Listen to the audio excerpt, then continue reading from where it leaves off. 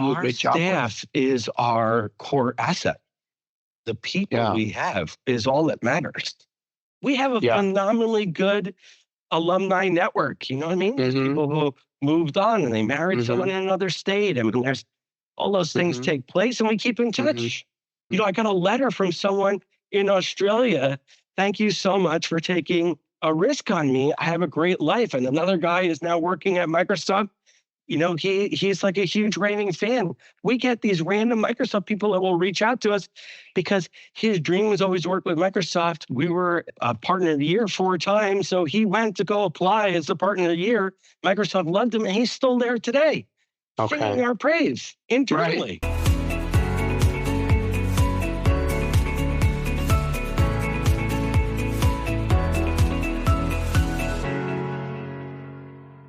Carl Mazzanti doesn't just run the most respected retail MSP in the New York City metro area, he powers it. His edge, more than technology, is people. Carl builds relationships with the kind of intensity most leaders only talk about. Clients, MSP partners, employees, vendors. If you're in his orbit, he shows up. And when the stakes are highest, he shows up first. 9/11, Hurricane Sandy, COVID. While others were figuring out what to do, Carl was already on site, hauling gear, ripping out walls, doing whatever it took to keep businesses alive and his team standing tall. That's the heartbeat of eMazzanti, the people that are touched by it.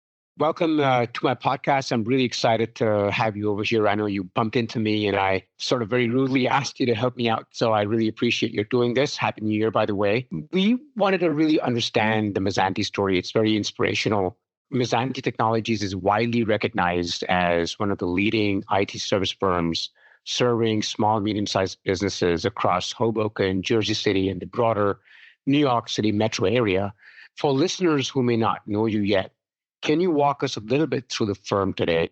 Because I know there's going to have a lot of listeners today that are other MSPs. I'd really like to talk about the MSPs we support. Like I started my day off here on a South Pacific island, visiting a customer in the island of Hawaii. And I started off the day with a customer in the United Kingdom that's also a managed service provider doing their help desk services here in the United States. And my second call after that was with another managed service provider in Italy, where they had used us for remote hands to do a dispatch. And now 7 years later, we have huddles every week about customers in the United States where we help them deploy their services. And we have customers in geography all over the United States, Canada, and the Caribbean, even though we don't proactively advertise it. The same partners that we used to use for dispatch continue to use us for dispatch for them. And then we slowly pick up maybe more and more MSP a month that uses us. For 25 years, I've stood on Channel Pro or different stages. One of the items I try and present out there or make people aware is that you're the best at one thing or a couple of things. You should focus on becoming even better at those. And where there are gaps, make sure you fill in the gap with a partner. Even on Hawaiian Islands, there's 5 different islands to get someone to fly across them. And even on the main island of Oahu, it could be an hour or 2-hour drive just to get someone into a retail store to go deliver a service. So we've had to rely on partners for 25 years. And I think that makes our organization very, very partner friendly. One of the reasons why we wanted to do this podcast is to share, your incredible story and the story of Mazzanti Technologies, because in your overcoming the obstacles that you did, there are so many lessons for MSPs to learn. Mazzanti was founded in, I think, August 2001. And just a few weeks later, 9/11 changed everything. Take us back to that day. So September 11th, Jennifer Shine, whose idea was to start eMazzanti Technologies, and I were in the PATH train en route to New York City.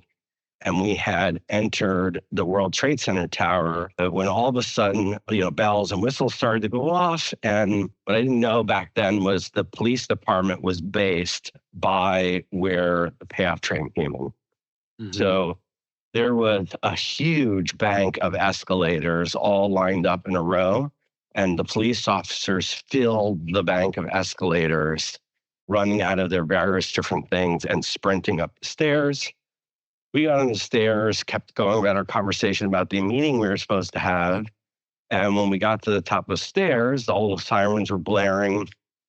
And we started walking by, and we saw the shopkeepers were sitting outside of their shops, staring at a stream of people leaving the building, just a stream of folks coming out. And when we walked out the front door to the left, I actually don't remember this. Jennifer tells us. To the left, there was a bus that was crushed by materials that had fallen off the building. And I had told Jennifer I wanted to go left. And then on the right, there was paper and debris that was floating in the air, but there was a whole bunch of people standing. So she said we should go to the right. And that was a defining moment, by the way, in our friendship for a very, very long time. Jennifer tells me what to do, and I've always listened. So we went right. And that's why I also don't remember the left. I mean, I just focused on the things that were needed. One of our customers evaporated that day. It was very tough to start an organization and have someone we were speaking to no longer be in existence. I walked Jennifer to Prendergast Law Architects, who's still a customer today, 25 years later. And Jennifer stayed in that office. I went to a different customer, Kate Spade. Before I went to Kate Spade, I, like an idiot, walked back to the World Trade Center tower. And when the second plane hit, I felt the heat on my body from the explosion on the building. I walked into a bodega. I was still coherent. I walked into a bodega. I bought a camera, and I took a picture of the building with the camera. And I couldn't even believe it was happening. Wow. That shopkeeper was also sitting outside of this place. He was annoyed that I made him go in to buy a camera. He was sitting there staring at the smoke pouring out of the building. And I used that image because I took it with my own hands. I took the shot with my own hands. Tells you what a 25-year-old with lower experience levels does. They walk back into I can't believe you did that. Yeah. Let's move from 9/11 to the next big one that I know you guys faced. Hurricane Sandy, and that was another one that I was in the city for. I remember being on the 46th floor of a building when Hurricane Sandy hit.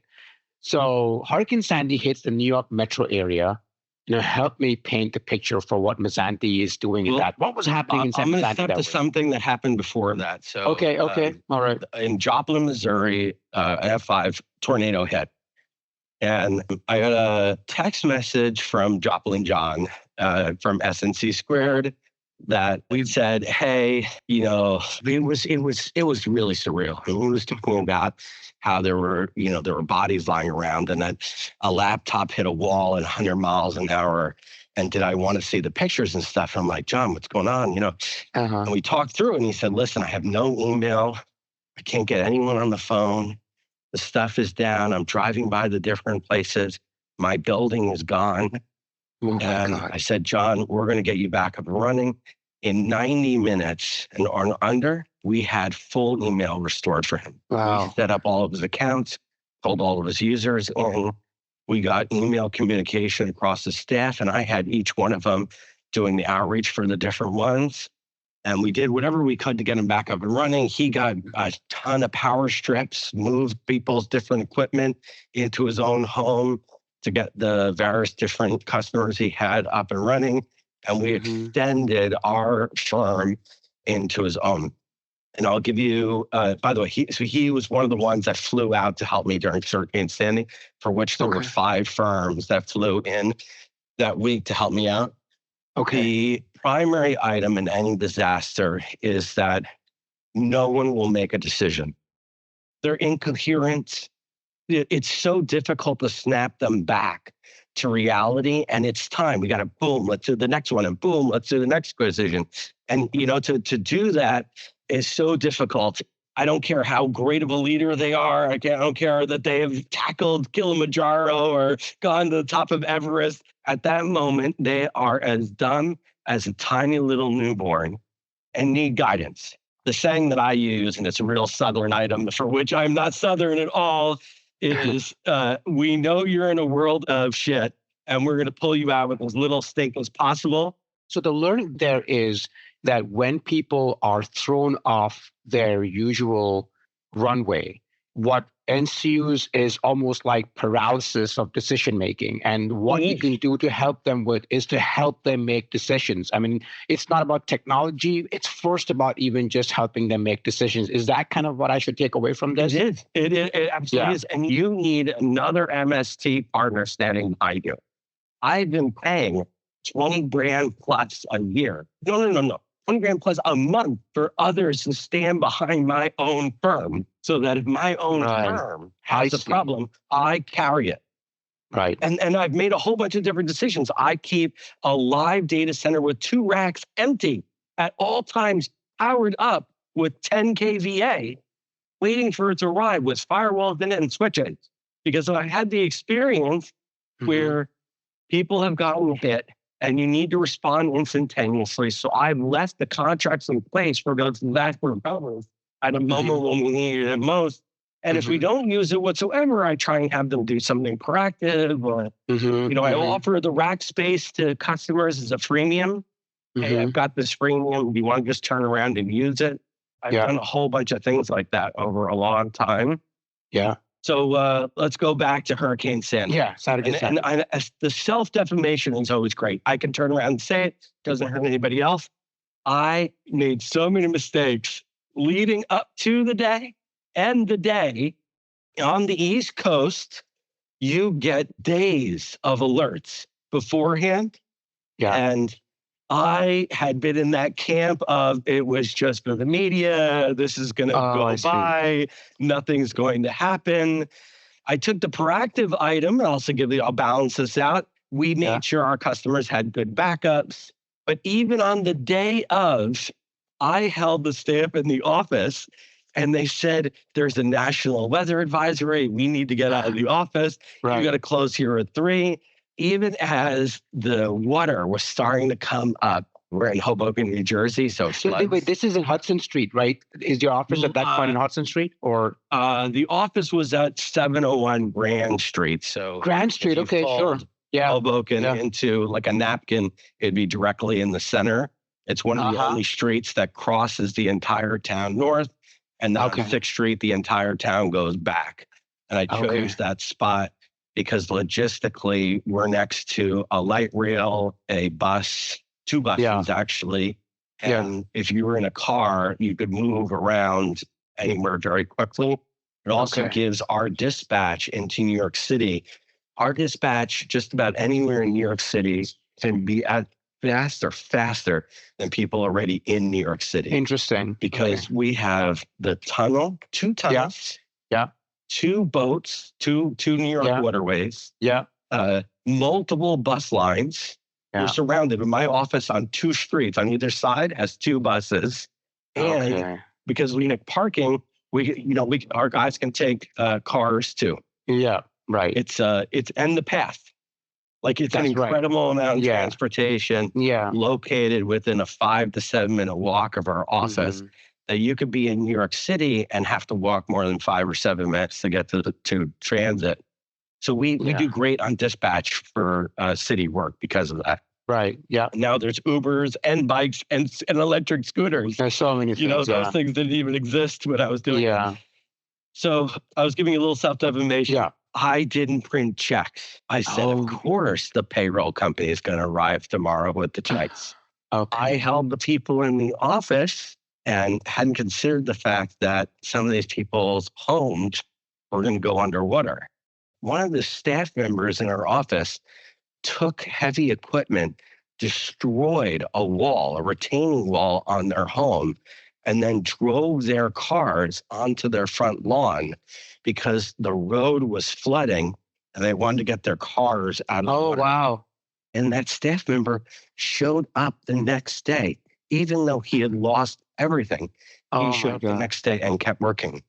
The next one I will say is, it took me too long to call in the cavalry. We took one of the staff's homes. The guy had a poker table. He set up a switch on it, set up IP phones all around it, and they were triaging the different customers. So we got everyone up and running in 72 hours. I was so tired, I could barely think. I had had awful experiences over those 3 days. Let's go to the partners. I called different firms, and people flew in from Florida, Michigan, Georgia, Missouri to help out. It allowed us to recover our customers really fast. If you service people when they need you most, they stay loyal with you forever. There's an 100%. incredible amount of trust that you're the Yeah. type of people that show up. Actually, I now have two questions. The first one is more of a technical thing, which is, okay, Hurricane Sandy happens. It sounds to me like it was real going back to basics and doing whatever needs to get done to help your clients out in whatever way you can. If another Hurricane Sandy happens, and it's going to happen, right? Do you think we'll be back to the same sort of solutioning, or is it going to be different this time? Oh, well, it's kind of interesting. So a lot of the customers are already in the cloud. You got 3 or 4 days, so you can always kickstart the people to the cloud. I think the recovery tools are way better with public cloud compute for the servers that exist. And authentication was a problem. So like Tory Burch, one of our customers, they were on the 19th floor was their data center. I had one server on my head and another guy was with us. We carried them down the 19 floors. We got in a yellow taxi. We went to Midtown because Midtown Manhattan had power. And then we carried that up 14 floors. Oh my God. And got them up and running again. Because they were one of the first. It was called Business Productivity Online Suite with Microsoft at the time. It was before the term Microsoft 365. And they had authentication that was running, but they didn't, the servers that were doing the authentication was sitting in a place that had no power. Even though they had stores that were open and they had moved their mail, the mail wasn't functioning. And there were all sorts of things like that came up, and you just didn't expect to take place. It just did. Yeah. The second question I had was, since what clearly comes across as a tremendous sense of loyalty in your staff towards your firm and towards you, is that something you're just good at spotting in people when you hire them? Or is this something about the culture of your firm that you do a great job with? Our staff is our core asset. The people we have is all that matters. We have a phenomenally good alumni network. You know what I mean? People who moved on and they married someone in another state. I mean, there's all those things take place and we keep in touch. I got a letter from someone in Australia. Thank you so much for taking a risk on me. I have a great life. And another guy is now working at Microsoft. He's like a huge raving fan. We get these random Microsoft people that will reach out to us because his dream was always to work with Microsoft. We were a partner of the year 4 times. So he went to go apply as the partner of the year. Microsoft loved him and he's still there today. Singing our praise internally. Right. Yeah. It's so cool. That's cool. That's beautiful to listen to as well. I mean, we don't always, in today's world, which is turned cynical, I think, we don't hear that as much. So it's great to hear that. And I'll take a few seconds on M&A. I have some partners that we've been working with for so long that I feel bad when they merge with someone else and not us. I feel bad, because we're already aligned. We're aligned typically on the ticking systems. Our staff knows each other. Right. Yeah. We're generally aligned and we're older. So now it's like 1 or 2 a year to 5 a year that are partners out there that will sell or merge the firm. They'll decide for whatever it is. They're not willing to do it any longer. Yeah. And some call me beforehand to say, hey, I want to let you know this is coming up. Yeah. I'm not. One of them I have purchased in 2016. I purchased one of them. I just couldn't see the two firms not being together. And in 2019, I did another. You become good friends. You've gone into battle. You've won. Yeah. There's been good money made across both parties. There's a reasonable amount of trust. No, I think it makes sense. I mean, there's lots of space there for bonding and for understanding each other. So it does make sense that you would look to partner up with these guys, even when it comes to an M&A situation. That does make sense. Let's You talk should about date first. Yeah. You don't have to have a child right away. You know what I mean? Yeah. Like, Yeah. if Exactly. you've been dating for a number of years and it's working out, try it out. You know what? Why not? Some of those firms, every now and then, one of their customers will call us.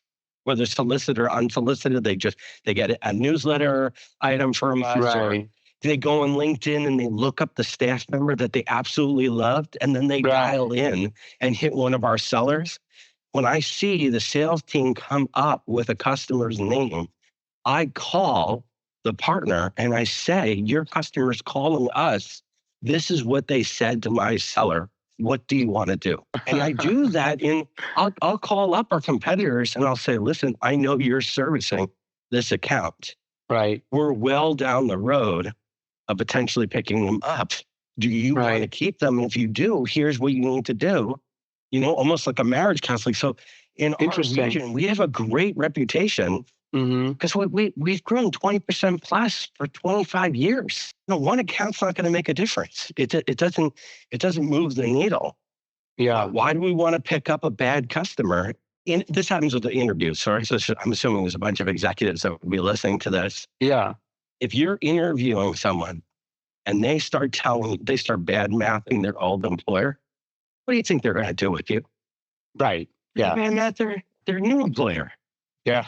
Sometimes I like when we take the phone call from somebody and say, listen, we really like the MSP that we're working with. We've had them for 15 years. They merge with someone else now and they're upping their cost, or they're changing the model, or the tools that they're using don't work. We had Jimmy Bo, who has been with us for 15 years, and he's not anymore. We want to make sure that when we get you, we get a single person who knows our business. Or how do you handle knowledge management? Right. I like when the people take extra time to get to know us. They voraciously read our social media content. They love our newsletters. They've been sitting in the wings for so long, wanting to be a customer of us. Oh, interesting. Yeah. Those are awesome. Yeah. They want it, we want it, and we can do great things together. We had 98.4% customer retention for last year. 98.4. Okay. That's awesome. I had 7 bankruptcies, 7 customers to declare bankruptcy. Right. 2 of them paid us in full in the bankruptcy and out of the bankruptcy. That's a great story. Many MSPs, they hit real walls. Client acquisition is a big one for many MSPs. Hiring is another big one. They can't hire people without the right talent. Leadership depth, another classic one. The leader or the CEO or the founder. If you go with any more on the list, all of a sudden that's you're going to just tell me they shouldn't be working. But you have managed to leapfrog many of these moats. In fact, you've punched them out of the ballpark. If you go back to your roots, family, your education, your early influences, what do you think is in your DNA that enables you to build something? I think in this case, you're asking a nature versus nurture question. Yes. Is there something in nature that made us more successful versus nurturing it? So I go to Georgetown campus, my alumni, and I speak for their entrepreneurship organization. Okay. And it was interesting. Georgetown University told me that I needed to focus on nurture only. I wasn't allowed to talk about nature. Okay. Because the university was being paid by entrepreneurship students for nurture. Yeah, sure. So I couldn't talk about nature. There is a fight or flight that exists with someone who's starting their own organization, where they really need to, get real with themselves or just not do it at all. Mm-hmm. And people know themselves, and then really we're the best liars to ourselves. Mm-hmm. They need to do something about it to stop lying to themselves about who they are and what they're willing to do or not do. Mm-hmm. The faster they're truthful with yourself, the better the organization will be. And then you need to supplement yourself with others that will do the things that you can't do. And if you look at all the greats that are out there, there's always someone who went with them that filled in the gaps. Mm-hmm. It's always someone that was around them and was able to do whatever it is that they needed, to fill in the gaps. Yeah. And that really, that gets them going. You said on the applicants, if I post a job ad out now for like a network engineer, I'll get somewhere between 600 and 1,000 applicants with that week, just for a single job. The neat part is the reputation of the brand is really strong. Yeah. We're very transparent about the position, about it being an immediate hire, and we try and craft it well. So we're saying what it is. I will say something that has changed is the use of AI to submit, right? Yeah. And the like for the job application has totally changed the game. Mm-hmm. So we've counterbalanced that with requiring video interviews. And if you don't do the video interview, we don't consider you. Let's talk about AI. It's all the rage. AI is everywhere. Everybody's talking about it. What role is AI playing at Mazzanti, both internally in terms of your operations, services, et cetera, amongst the clients that you see? And just as important, where are you not using AI because it's not ready to be used there? Whether it's AI or different versions, I mean, there's always some new thing that comes out. AI has been around for a long time of process automation or robotic process automation. Mm-hmm. So automation's always existed. And I think for my own firm, for 25 years, we've been trying to automate the things that our customers do. The fact that it now applies a certain amount of intelligence to the thing that we're already automating just takes where we used to be able to take it 80, 85% or 95% of the way there. There's now something that can allocate a certain amount of intelligence on top of it, to take it further, that we may not need a operator to sit there and handle the exception. We can have some sort of computer-based system to handle the exceptions. Yeah. The places where the adoption has been quite fierce and troubling has been in the InfoSec space. Okay. The InfoSec suppliers have really avoided the use of it. The only other segment that I see that's like that is in healthcare. Mm-hmm. Healthcare has taken this stance in the United States that AI is not allowed to be used anywhere. Okay. And it's like they put a moat around themselves, like a little island, and they think it's all going to go away. Oh, I see. It's not going to go away. Right. And the security space for the incumbent vendors and the healthcare kind of space, I feel like are the two biggest at risk of being left behind. On the security space, you have these up and comers that are starting with born in AI worlds, but they have no trust. Because you have to take this vendor that you've never met before that's doing these things. You're feeding it some of your most intimate details, and they're funded. I was going to use this term. They're really funded by an idiot. You know what I mean? That's what it feels like. It feels like 1999 again, where there's a ton of money pouring into them, but there's no fundamentals behind the vendor. Mm-hmm. We have a vendor that called me up and said it's only $300 a year. And then they listed out everything they're doing, and they had 5 or 6 people on the call. I said, well, how are you making money? And they said, oh, for us right now, it's not about making money. It's about customer acquisition. Right. I said, excuse me? And I said, no. We have anticipated our losses as we acquire customers. And so I started asking the questions, well, how are you going to get this business to be profitable someday? And they go, we don't need to run a profitable business. Doesn't it sound like 1999 again? I mean, especially in this space, that's such a troubling response, because if you're going to use somebody's product for security, not knowing whether they're going to be around tomorrow is kind of a problem. And they're signing up an incredible number of people because financially, you can't do the same with a human. That's right. And I understand that their product is evolving, and they absolutely plan on selling their product to someone else who I guess will merge it in or monetize it. Yeah, right. But it's just fascinating. And then on the healthcare side, you see the same thing. So I mean, these are healthcare companies. Healthcare has totally avoided all AI. Okay. It is like written into the HIPAA policy I see. No AI. And because of that, I've seen layoffs where the staff member uses some sort of AI. I mean, they're training all the healthcare workers that they can't use this resource to benefit them. Yeah, interesting. And who knows what that industry is going to be like. I mean, our healthcare, where it could be taking an uptick, right now they have done the worst. They have stopped innovation completely. I'm not sure how to recover, because if everybody else has had 3 years to use ChatGPT and the rest, the healthcare industry is now 3 years behind, which in this day and age is like decades. Yeah, I agree. So that's interesting also. Yeah, I agree. That would be an interesting development to shoot a drop, I guess. I know you have to run. I'm going to ask you one question that I really wanted to ask you before you go. Imagine you're interviewing your own replacement, Carl, at Mazzanti Technologies, right? I do every day. Do you know that?